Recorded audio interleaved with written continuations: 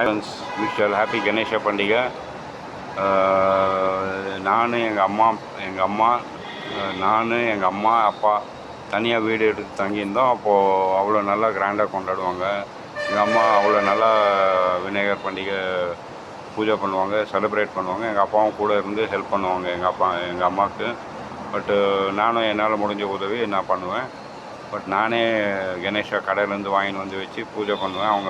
எங்கள் அம்மா அப்பா வாங்கின்னு வர சொல்லுவாங்க. வாங்கின்னு வந்து அவ்வளோ கிராண்டாக பண்ணுவேன். பட்டு மனுஷன் வாழ்க்கை இவ்வளோ தான்.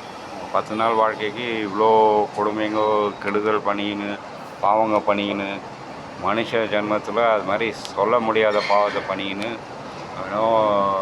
பூமியில் அப்படியே பெரிய அச்சீவ்மெண்ட் மாதிரி நினச்சின்னு வாழ்கிறாங்க. பட்டு ஆண்டவன் ஆமாடா பிளேன் மாதிரி அவனை கூட்டின்னு போய் இறக்கி தண்டிப்பார். பார்ப்போம்.